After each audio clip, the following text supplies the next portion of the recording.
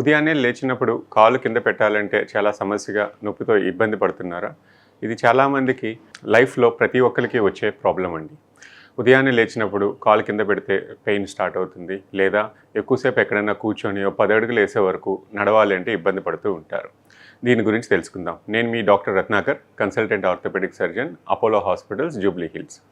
So మోకాలు నొప్పి చాలామంది వింటూనే ఉంటాం. అలా కాకుండా ప్లాంటార్ ఫేషియైటిస్ అని, అంటే అరికాలు మధ్య భాగం హీల్లో చాలామందికి ఉదయాన్నే లేచినప్పుడు కాలు కింద పెట్టాలంటే చాలా సమస్యగా, చాలా ఇబ్బందిగా ఫీల్ అవుతూ ఉంటారు. ఒక 10 అడుగులు వేసే వరకు ఆ నొప్పి విపరీతంగా బాధిస్తూ ఉంటుంది. లేదంటే ఎక్కడైనా కూర్చొని లేచేటప్పుడు ఒక 5 నిమిషాలు నడిచే వరకు కాలు ఇబ్బంది పెడుతూనే ఉంటుంది. ఈ నొప్పి ఎందుకు వస్తుంది? దీన్ని మేము ప్లాంటార్ ఫేషియైటిస్ అంటాం. చాలా వరకు ఈ ఇబ్బంది తలెత్తడానికి కారణం మన ఫుట్వేర్. ఎక్కువ మంది ఆలోచించం కానీ చాలా వరకు పాదాలకి జరిగే నష్టం అంతా ఎక్కువగా ఫుట్వేర్ వల్ల నడుస్తుంది. చాలా కాలం మనం ఫుట్వేర్ మార్చకుండా నడుస్తూనే ఉంటాం. దాంట్లో ఆ ఒత్తిడి మారుతూ ఉంటుంది. కొంతవైపు గుంతలు పడటం కానీ, ఆ బరువు షిఫ్ట్ అవ్వడం వల్ల కూడా ఈ ట్రిగ్గర్ పాయింట్స్ డెవలప్ అయ్యే అవకాశం ఉంది చాలామందికి. కొంతమందికి కొత్త ఫుట్వేర్ మార్చినప్పుడు ఎక్కడైనా హార్డ్గా తగిలి ఆ ఫ్రిక్షన్ వల్ల కంటిన్యూస్ స్ట్రెస్ పాయింట్స్ డెవలప్ అయ్యి ఈ పెయిన్ స్టార్ట్ అయ్యే అవకాశాలు కూడా చాలా ఎక్కువగా ఉన్నాయి.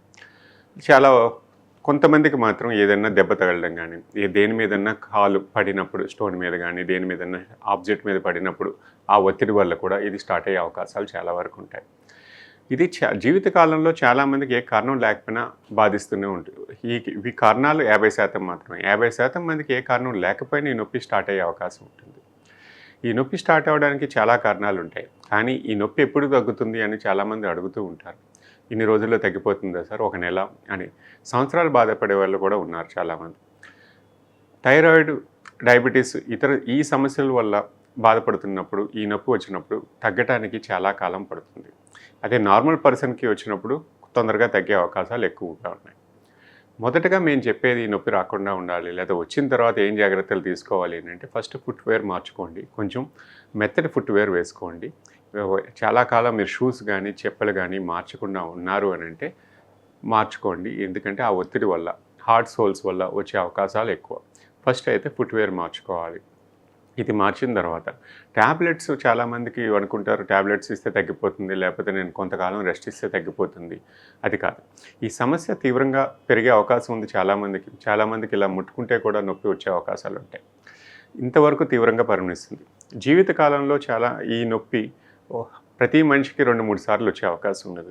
ఏ ప్రాబ్లం లేకపోయినా కూడా ఈ నొప్పి వచ్చే అవకాశం ఉంటుంది. సో మొదటగా మీరు చేయవలసిన జాగ్రత్తలు ఏంటంటే, ఫుట్వేర్ మార్చుకోవడం, ఇంట్లో కూడా కొంచెం మెత్తటి ఫుట్వేర్ వేసుకొని నడుస్తూ ఉండటం.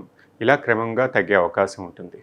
తీవ్రత పెరిగే కొద్దీ ఇలా నొప్పి భరించలేకపోతున్నాను, 6 నెలలు అయిపోయిందండి, ఇది కంట్రోల్ అవ్వట్లేదు, నా వల్ల అవ్వట్లేదు, ట్యాబ్లెట్స్ వేసుకున్న ఆ పూటకే పనిచేస్తుంది అన్న సమస్య, అంత తీవ్రత ఉన్నప్పుడు లోకల్ స్టిరాయిడ్ ఇంజెక్షన్ ఇస్తాం. స్టిరాయిడ్ అంటే చాలామంది భయపడిపోతూ ఉంటారు. కాదు, కొన్ని ఏరియాస్లో స్టిరాయిడ్స్ పరిష్కారం ఉందండి, కొన్ని ఏరియాస్లో ఇవ్వకూడదు. ఇది రొటీన్గా ఇచ్చే ఇంజెక్షన్.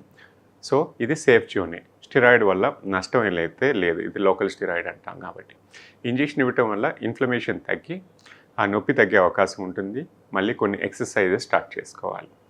ఫిజియోథెరపీ అంటాం. ఫిజియోథెరపీ వల్ల ఏంటి జరుగుతుంది అంటే, కాలు భాగంలో కండరాలు సాగుతూ ఉండాలి. ఈ ప్లాంటార్ ఫేషియైటిస్ వచ్చినప్పుడు స్ట్రెచింగ్ ఎక్సర్సైజెస్ చేస్తూ ఉండాలి. ఈ క్రమంగా ఇవి చేస్తూ ఉండి ఫుట్వేర్ ప్రాపర్గా చూసుకున్నట్టయితే ఈ సమస్యను చాలా దూరంగా ఉంచవచ్చు.